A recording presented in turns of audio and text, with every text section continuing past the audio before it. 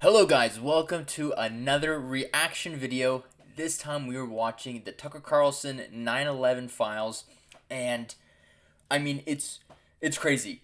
With everything that's going on in the news politically, with all of the chaos, how is Tucker Carlson casually just going on YouTube and exposing all of this information? It's it's pretty crazy to me that he's perfectly fine walking. Now, I know there's conspiracy theories about his dad being in the CIA, but whatever is going on, I kind of do like this new evolution of Tucker, and this series is nuts. It progressively gets crazier and crazier, so I want to take the time to react to some of the best parts from each episode. So we're going to see a couple parts. I'm going to cut it up a little bit, and look, just you're going to see my natural reaction, so I hope you guys enjoy, and let's just dive right into it. Nearly 25 years later, the families of 3,000 civilians are still mourning the murder of their loved ones. Anyone who doubts the official narrative is cast as a kook, a criminal, a fringe conspiracy theorist, and punished. They've been blacklisted and censored and banned, even as the leaders who failed to protect our country on 9/11 use these attacks as a pretense to expand their own powers and permanently transform the United States. Which is true. Like, whatever the result is, like, let's just take the conspiracy or the truth out of it for a second. Pre 9/11 America versus post 9/11 America went from all of these proxy wars, which were not Congress induced, which all wars have to be voted on by Congress in order for it to officially be, for the United States to be in a state of war. And out of nowhere, all of the censoring power by the NSA from the presidency, from George Bush and Dick Cheney, all the way to then the Iraq War. I think stuff happened in Sudan, stuff that happened in Afghanistan, Iran, Yemen. I mean, it is pretty nuts just how much more power the administration had just from this one attack, right? And it happened seriously overnight. And his associates used to communicate with each other. They were, at the time, living in Yemen. The FBI... I mean, Yemen is a beautiful city. I would love, country, just architecturally speaking. I would love to go there at some point. The end of 1999. Listening to that phone is when the CIA learns, and the NSA learns, that Khalil Ahmed is going to be traveling from there to Dubai, and then from Dubai onward to Kuala Lumpur, Malaysia, to meet the summit. The summit? I mean, it's crazy how from what it seems like so far, they've been tracking these, soon-to-be terrorists who do attack. From what the files say, they are the ones who did the 9/11 attack.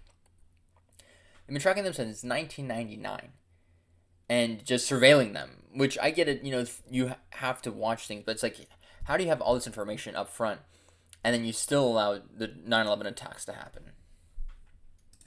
Was a meeting of an operational cadre of al-Qaeda-affiliated terrorists from around the world. He was scheduled to travel on or about January 5th, 2000. The NSA has the ability, did and probably still has, to get any airplane reservation it wants in the world and know about it, right? We knew his passport number, we had the phone, we had everything. So we knew his travel information. We knew what flights he was taking, we knew what seat he was going to sit in. The CIA arranges.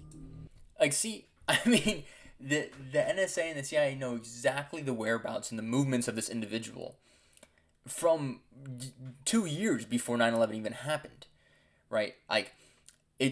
This is just that information alone is enough logical understanding for me to think, oh wow, they should have been able to stop the 9/11 attacks well before they even happened, well before the year 2001 even happened, to be honest. For when he gets to Dubai, to be secondary. Okay, not fully questioned, but, talk to him a little bit. And then he goes to his hotel room, and they arrange to search his room and go in. And when they go in, his passport is there, and they take pictures of it and photocopy it.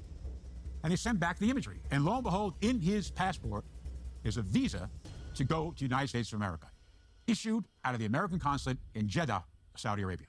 According to one... So, if I understood this correctly, they not only checked his room to see his passport, but they also saw that he had a visa to go to the United States given to them by the U.S. consulate in Jeddah, essentially letting us know that that the U.S. was already clearing him able to allow him to come to the United States. And this is a person that the NSA has been tracking as a potential terrorist. I mean, it's like, I understand that, you want to honey trap the person, essentially. You want to get them in, like in a fly trap where you can just automatically nail them down. But, I mean, come on, this is civilian lives we're talking about. Let's continue. Recently released court filings, quote, the visas were issued to facilitate an operation run by the Saudis and the CIA spying operation. The station chief in Riyadh at the time was future CIA Director John Brennan. The CIA continued tracking al-Midhar to Kuala Lumpur, where he met up with other al-Qaeda associates, including Nawaf al-Hazmi, a second future 9/11 hijacker. He lands in Kuala Lumpur. They entrust the Malaysia Special Branch police to surveil this terror summit in this park in Kuala Lumpur. And so much so to tail them and to surveil them, etc. And that information ends up in a communication from Kuala Lumpur Station CIA to CIA headquarters, through Alex Station, to the computer screen of me and Special Agent Doug Miller of Washington Field Office FBI. You have this cable that lays out the meeting in Kuala Lumpur, the photocopying of his passport in Dubai, and the learning of the visa to go to the United States of America. Doug Miller gets up from his cubicle of power, comes over to my cubicle of power, and says, hey, we got to tell the FBI about this. I said, Doug, you're damn right. He goes, I'll write up the CIR. What is a CIR? So, see, I mean, this would be the logical thing to do, right? You see all of this terrorist activity, right? And, again, I have to put my own religion into it. I'm a revert Muslim, but yes, there are jihadists. There are people who there is Islamic extremists. Like, that is the truth of the matter, right? There are Islamic extremists 100%. I'm not going to say there isn't. I'm not going to defend them. No one in the Muslim, who's a true Muslim in the Muslim community would defend them. But, this reaction is for, people of government that are supposed to be protecting United States civilians. And, you see this man, he's kind of crazy and kooky, but, he's like, wow, we're seeing a culmination of potential activity arising, and we need to make a statement. We need to tell people about this in order to stop it before it happens. And we're gonna see what happens next. A CIR is what is a Central Intelligence Report. Doug writes it. He sends it to me. I approve it, and it goes to the desk of Michael Ann Casey, CIA officer, analyst, and it sits in her queue. Her electronic queue, and it doesn't move for like a day or two. It should move in a fucking few hours. I'll never forget, like it was yesterday. I'll never forget. And then here's the next thing. Like, this is just shows you like just how middle America works, right? People are so lazy. People clock in, clock out. I mean, even it doesn't matter if you're in a corporate America, you're in a crappy sales job, you're in a finance or whatever. The middle managers are so slow, and people are obviously so worried about their own individual lives. But I mean, this is obviously, we know the outcome, so we're looking at from a 2020 point of view, right? But just hearing this is just like, it irks me so much. You're just like you're telling me that people at some of the highest levels of intelligence received information and they just sat on it for a couple days and did nothing about it? I mean, it's just, we can't even blame. Like, this is supposed to be a thing about we're supposed to be blame, George Bush and Dick Cheney, but it's the middle managers in the country are just so freaking awful. It's like, come on. I can understand his frustration. It honestly urges and ticks me off. I standing over her, I said, hey, Doug's CIR. It's got to go to the FBI. He said, no, it's not. I said, well, why not? She said, because it's not an FBI matter. It's not an FBI matter. So it's a CIA matter, and when and if we want the FBI to know, we will tell them, and you are not to say anything. And then people's egos just get in play. Like, that's just what this sounds like. This person's like, they want to take all the credit, and they don't want to give credit to this guy right here. And so instead of giving him credit, they're like, no, we're going to wait till the matter is actually important, right? Because then it's like, she's not going to get the credit for him, the one that's bringing it up, from what it seems like. I mean, just, and it costs over 3,000 civilian lives in America, let alone who knows the numbers in the Middle East, 20 years after. The hijackers were moving. On January 8, 2000, CIA surveillance teams reported that al-Midhar had boarded a flight to Bangkok, Thailand.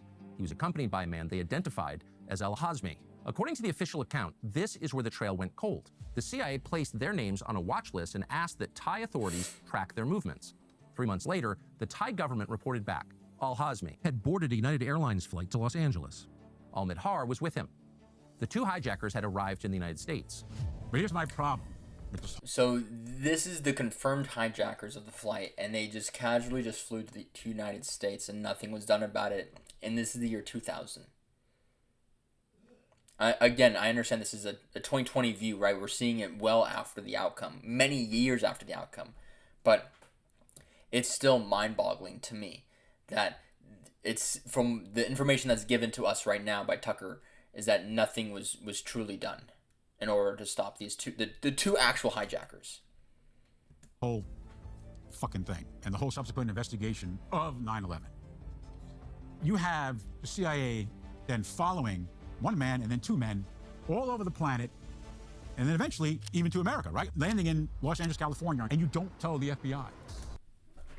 Yeah, like you don't even. So the CIA is the international spy agency for America, and the FBI is the internal. It is the internal matters of America, and the FBI don't even know anything about this. I mean, it just it also then begs the questions like, why does it seem like the CIA has so much power when it's supposed to be an agency that's only focused on the external affairs and doesn't even let the internal agency know about the affairs that are happening from this potential terrorist activity? But why would the CIA want to hide the highly relevant and potentially dangerous fact that two known al-Qaeda terrorists had just landed in California? According to a recently released court filing, former White House counterterrorism czar Richard Clarke told government investigators that the, quote, CIA was running a false flag operation to recruit the hijackers. When Cofer Black began... And it's like, why would you... First of all, we have to think about these people that they are jihadists, right? I don't know these people, but they were suicide bombers, right?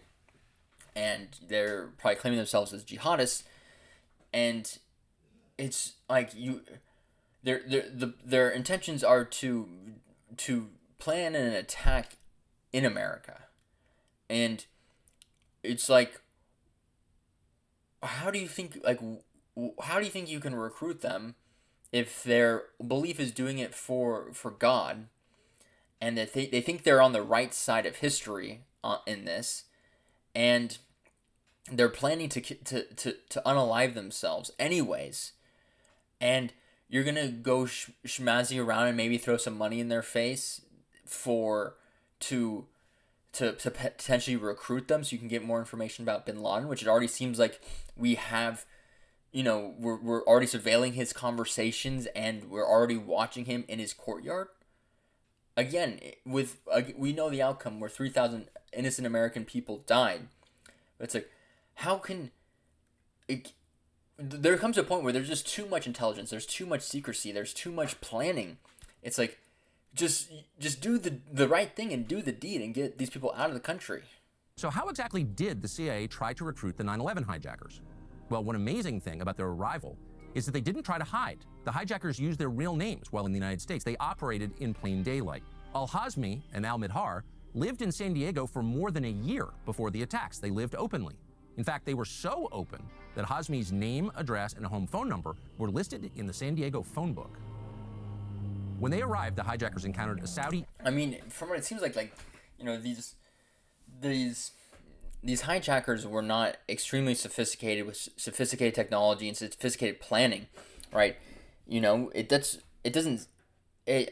they were hiding in broad daylight, and maybe that's the whole play. It's like, hey, we're just gonna act normal, but then we have 2 years of information watching these people, and seeing how they're going to different summits, and so it's just, again, this one is just confusing. Where it's like, going back to the whole man-to-man versus zone defense, it's like it seems like the CIA was just waiting for them to be in the middle of the wrong act rather than going ahead and approaching them and cutting the snake's head off before the attack would even happen. Khalid al-Midhar leaves America for his daughter's birth, right? And in that time, he loses his passport. He claims he went to Afghanistan. He goes back to Jeddah and gets another passport. And by this time, even prior, as I understand it now, the Saudis had identified the terrorists, the hijackers, as potential threats to the kingdom. And so how are they able to get passports if they're already identified as potential terrorists? Like, how? Like, just how? How? I mean, it seems like either people are lazy or stupid, or this is some secret operation in order to, in Tucker's view and his thesis, is to allow it to happen on purpose. Because it's like, how does that make any logical sense that a potential terrorist who turns out to be one of the hijackers is able to get another passport from a U.S. embassy? He's allowed to leave and come back. Midhar was able to exit and enter the country at will because he was issued a multi-visit U.S. visa. According to a summary of an interview with an FBI agent from Alex Station, quote, Al-Hamzi and al-Midhar obtained their visas to enter the United States at the American consulate in Jeddah, Saudi Arabia. That is just absolutely ridiculous. Told the vast majority of the 9/11 hijackers had their visas issued at that consulate in Jeddah, Saudi Arabia. At the time, John Brennan was running the CIA station there. Just a few days before al-Midhar re-entered the country at JFK Airport in New York, the FBI and the CIA held a joint meeting in New York City to discuss the bombing of the USS Cole, which al-Midhar was involved in. Killed 17 soldiers on the USS Cole. An FBI agent was shown a photograph of al-Midhar taken at the summit in Kuala Lumpur. The agent asked the... So he was already part of a bombing, and then now he has his multi-visit visa. And he's just allowed to enter and exit. Right, so this person already committed a terrorist attack on an American ship and is able to continue to travel between different Middle Eastern countries and then the United States by getting a new passport at one of the embassies in Jeddah. The U.S. Embassy in Jeddah. CIA who this man was, but the CIA once again refused to tell them. It wasn't until August of 2001 that the CIA finally alerted the FBI. And of course, by then, it was too late. So they've been following this guy for 2 years, and then the month before 9/11, they finally tell the FBI about the up-and-coming hijacker. I mean, again, it's truly either some lazy middle managers that are thinking that they can pull a quick one, or it's that, as Tucker's trying to argue in this case, this was on purpose in order to allow the attack to happen, to then allow the United States to get overreaching powers of not only just the individuals, but also then to start different proxy wars across the world in the Middle East. Well, not even proxy wars, direct confrontations with the countries in the Middle East. The truth is, the official 9/11 Commission report, sold to the American public and the world for decades as the definitive account of what happened that day, is a lie. 9/11 Commission. I mean, that just shows you how base Tucker is. He almost seems untouchable. The fact that he's just outwardly saying this on YouTube, and it's just casual. People are just going on with their days. I mean, I'm sure he's getting spied on intensely, but I mean, that is insanely based for him to call out. But how did the Bush administration manage to hijack what was sold as an independent commission? And what exactly were they trying to hide? We'll reveal what we found in the next episode. All right, folks. So this is my analysis on episode 1. I think two things. I think the people in the CIA have extremely massive egos. They probably had extreme funding, and we'll find out that to be true in a future episode here. But they are trying to mastermind some coordinated situation for their obviously own benefit, right? In order to probably make more money or just to get more power within the United States and also externally outside of the United States, and have their own, militias and armies running around in the Middle East. As well as, in tandem to that point, is that it seems like there is something more sinister happening, because how do we have all this information? We know all of their whereabouts. We know they're in California. We know that they're able to get multiple passports and visas in order to exit and come back into the United States, for a couple of years before the attacks even happened. And the CIA didn't even let the FBI know until 2021 of August, right? A month before September, the 9/11 attacks. And so everyone put W's in the chat for Tucker Carlson. I mean, this guy's a savage. This guy's crazy. I mean, it's awesome to watch this series. He definitely tiptoes the line on trying to call out, what was the direct purpose and who were the direct winners of this besides the U.S. government. That's one of his main thesis and arguments. But, man, we got 4 more episodes of this. So please like and subscribe and let me know what your thoughts are on Tucker Carlson's 9/11 files.